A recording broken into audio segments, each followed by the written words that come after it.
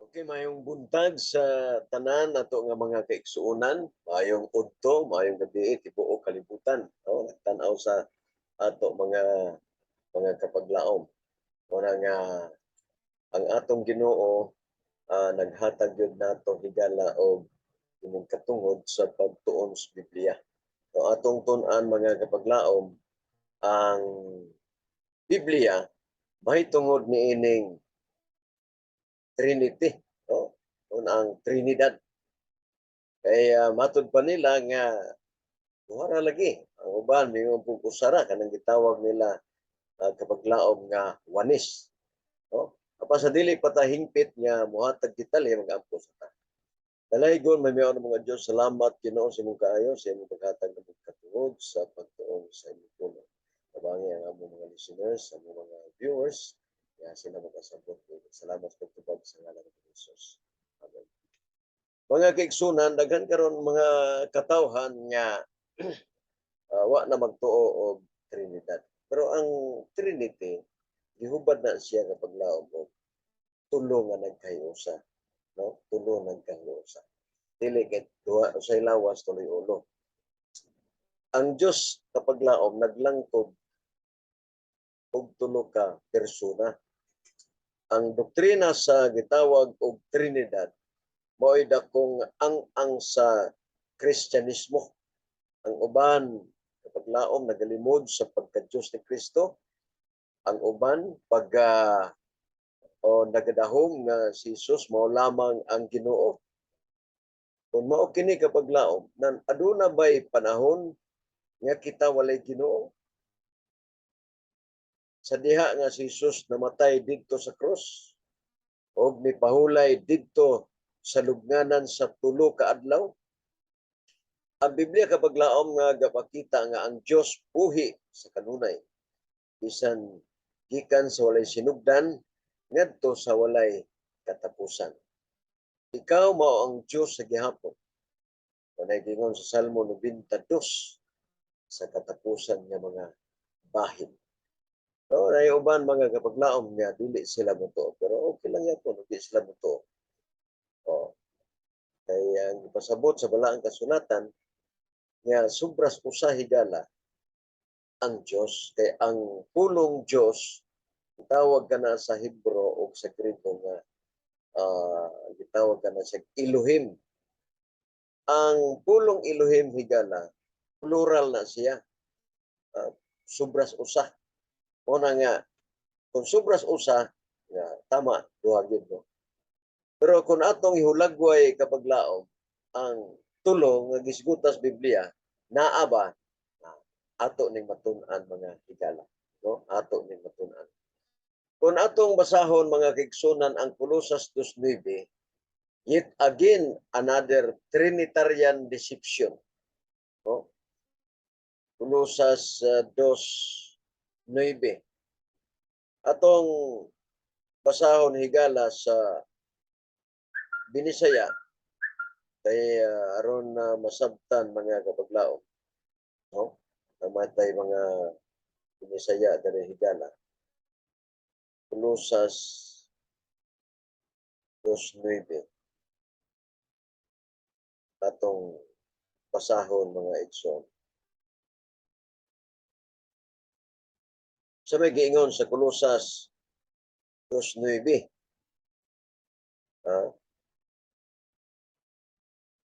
Basahon ha. Colosas 2:9. Sa giingon 2:9. Ayon dire kay diha kaniya nagapuyo ang bug-os nga kahupnganan sa pagka-Dios sa lawas kayon. Di ba? Yet again another Trinitarian deception. Oh. Tinuod ba igsoon nga ang Trinitarian usa ka pasalaan? Dili nga naman sumas Colosas 2:9 gibasa nato nga diha sa pagka-Dios ang bug-os nga kahupnganan sa pagka-Dios sa lawas gayud. Ito pa personahe mga kaigsunan no. Una gid siya gitawag og persona mga kaigsunan. Mabasa sa Rohanon 11:1 ug 2. Dos mga kaigsunan. Naagi persona ang Dios mga kapaglaom. Naagi siya persona. Ang pangutana, si Kristo naghupot ba sa kinaiya sa pagka-Diyos? Muna sa Colossus 2:9, yes. Diha kanya nagpuyo sa lawas sa bugos nga kinatibuk-an sa pagka-Diyos. Si Pablo kapaglaom naghimo sa matin-aw nga kinatibuk-an nga gahom sa Diyos nga gipasalig o gipasantop diha ni Kristo. Nga kining gahuma naglangkob mga kapaglaom sa kwalidad sa pagka-Diyos nga sama sa dignidad, no? Sa pagka-Diyos sama sa dignidad, otoridad, sa pagkataas, gahom sa paglalang, kusog sa pagdala, o paggiya sa kalibutan, gugma sa pagtubos sa tao, pag mahuna-hunaon sa paghatag sa kinahanglan sa tibuok niyang binuhat. Tungod kay kining mga gahuma anaa man ni Kristo, kini nagapadayag nga dili lamang sa usa ka persona ang Dios. Tado pa kay ang Dios namang kinatibuk-an Colossus 2:9 naa sa lawas sa pa persona. Persona mga kaigsunan. No? Pila man dai ka persona ang Dios. Mateo 28:19. Busa panlakaw kamo. Ha? O panlakaw kamo, himua ninyong mga tinun-an ang tanang kanasuran sa pagbautismo kanila sa ngalan sa Amahan, sa Anak, o sa Espiritu. No? Klaro kaayo mga kaigsunan, sa lawas o sa Espiritu. Ato pa, Amahan, Anak, o Espiritu mga kaigsunan. Unsa pa ang pamahayag sa Biblia mga kaigsunan? Kaya itong basahon higala. 1 Juan 5:7. For there are three that be recorded in heaven, the Father, the Word, and the Holy Ghost, and these three are one.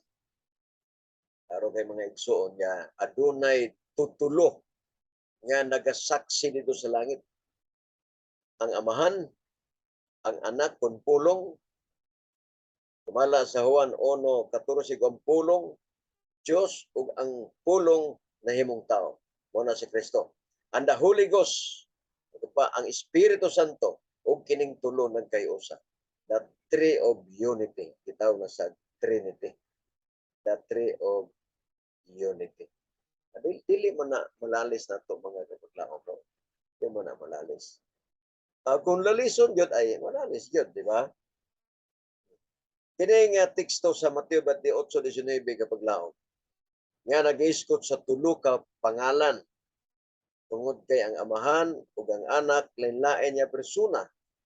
Nan kita makaingon nga balaang espiritu lahi usab og persona. Kumaurang persona din ang pakita nga kapaglaon, di ba? Ito yan, nagbutismo si Kristo, gibutismohan ni Juan. Niingon ang Amahan niya, kung tinalang anak, o niingon usab, o nakita sa bigto nga ang espiritu nga nagpakita nga lawas nun. Ingon sa salampati, ato pa na ang tutulo mga kaigsunan. Kung kining tutulo kapag laon, mao na ang gitawag higala o the tree of unity. The tree of unity. Yan, nag-ingon ang kung ibasa ka ganiya, ang 1 Juan 5:7, and these three are one. Something three are one. The Father, the Son, or the Word, and the Holy Ghost, and these three are one. No?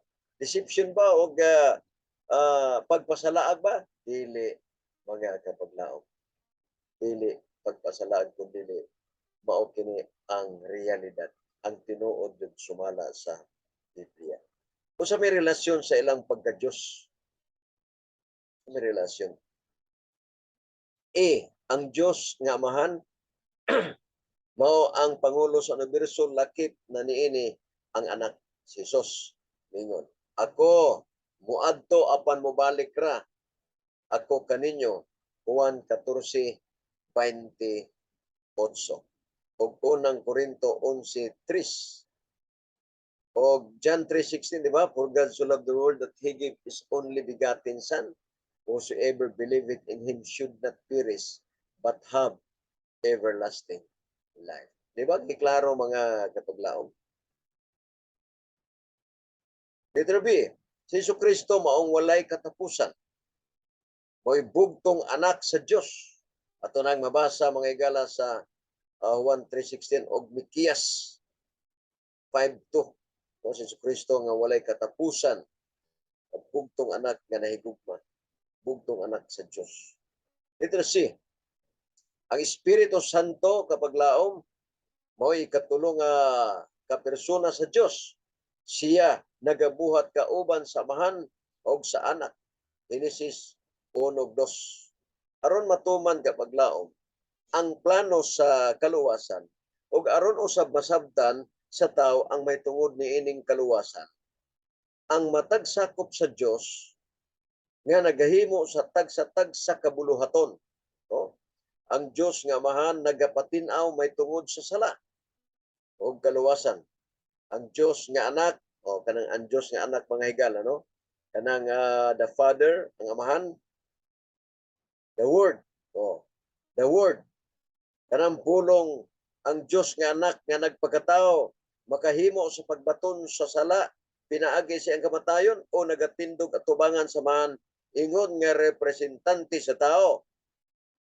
Ingon nga ang atong representante siya nagatabang kanato sa pagsabot sa Dios atong amahan. O, munang amahan, no? The Father, the Word. John 20:17, ang Dios nga Espiritu nagapasantop. O muna ng Espiritu mga kaigsunan. Kanang gitawag the Holy Ghost o Holy Ghost. Espiritu. 20:17, ang Dios nga Espiritu nagapasantop sa kaluwasan. Ngadto sa kasing-kasing sa tao pinaagi sa pagkabig pag-usab sa kinabuhi ang kaluwasan nga nahimo sa anak pinagi sa iyang kamatayon. Muna mga igsoon, ang pangutana higala. No, makapangutana ta mga kapaglaom nga. Unsa man ang kinaiya sa Dios? No, unsa man ang kinaiya sa Dios? Ang kinaiya sa Dios igsoon, gamhanan pinilig 19:16 og 1:11 city. Unya letter B, anaa sa tanang dapit.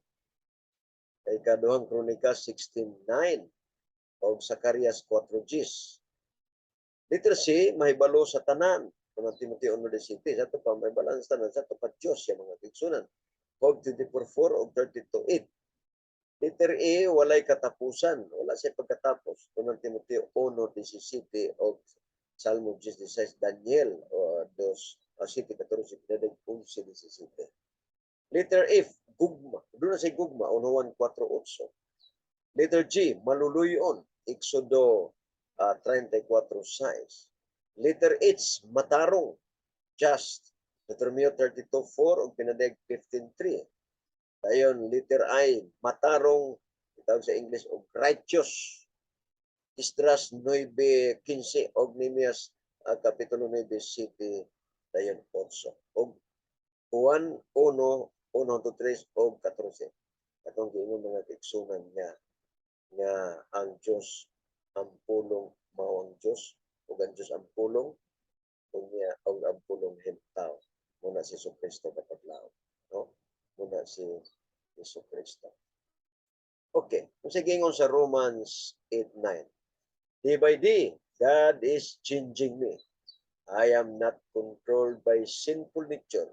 I am controlled by the Spirit because the Spirit of God lives in me or lives in me. Ato pa, ang nana diya igsoon, ang anak, ang Diyos, Espiritu, no? Nagalihok mga igsunan. Kung nagalihok ang Espiritu, nagpasabot, aduna sa persona. Dinha na ba si Kristo higala? Dinha na ba si Kristo sa sinugdanan uban sa amahan? Diha na, oy. Diha na mga igsoon. Mabasa sa Juan 1:13. 1:1 hangtod sa 3 o 14. Diya na sa sinugdan mo pulong ang pulong ubang sa Diyos o ang Diyos pulong. Sa tupan, diya na si Kristo higala. Ay katulong bahin sa Diyos nga mao ang Espiritu Santo, persona ba? Yes, persona. Mabasa ba? Yes, mabasa.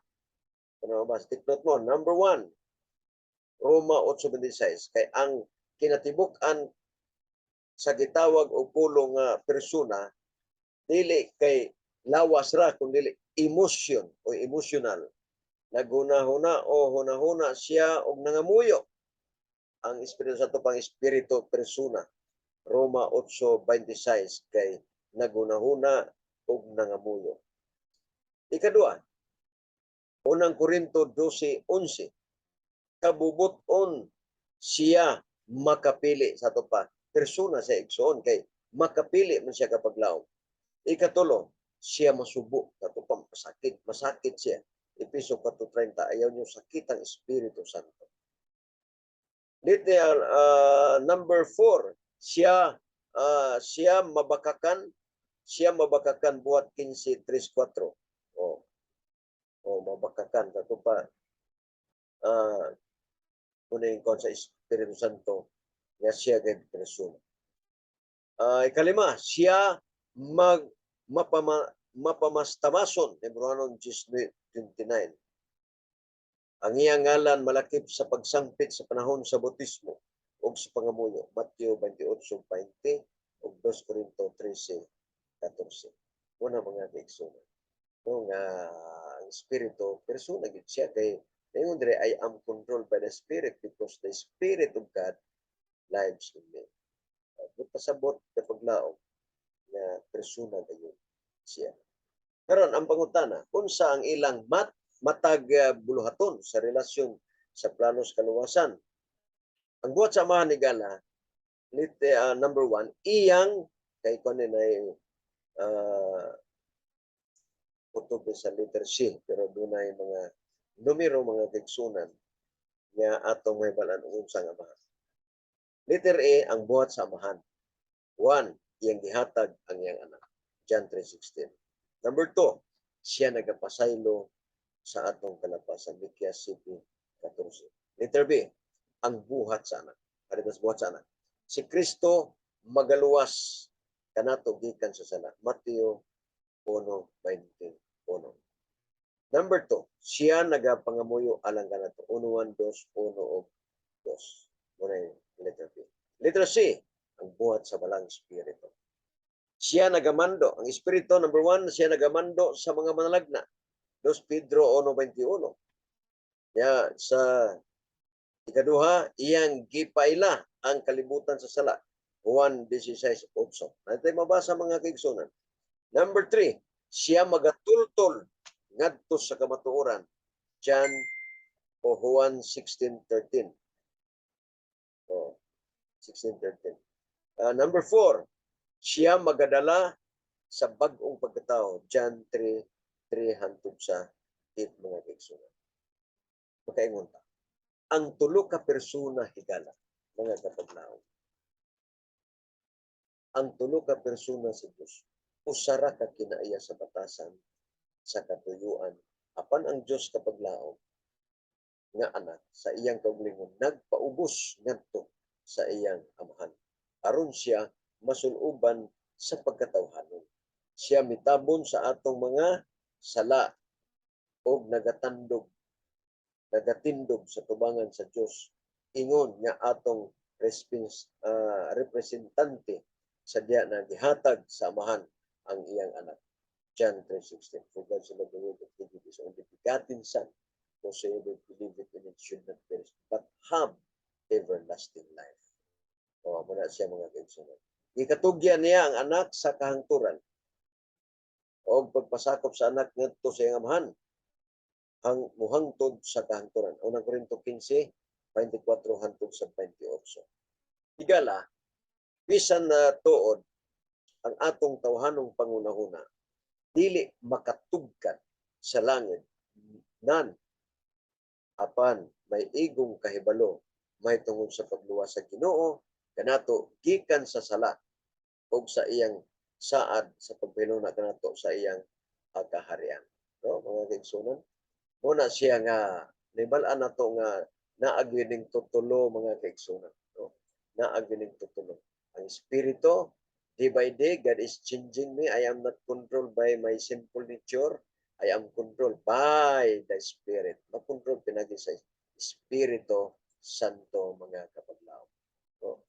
Unya sa Genesis 1:26, and God said, let us make man in our image after likeness, and let them have dominion over the fish of the sea, and over the fowl of the air, and over the cattle, and over all the earth, and over every creeping thing that creepeth upon the earth. Ato pa mga kaigsunan, ingon ang Ginoo nga himuon nato ang tao sa tupa more than one plural mga kaigsunan kay himuon nato ang tao, maingon himuon nako ang tao.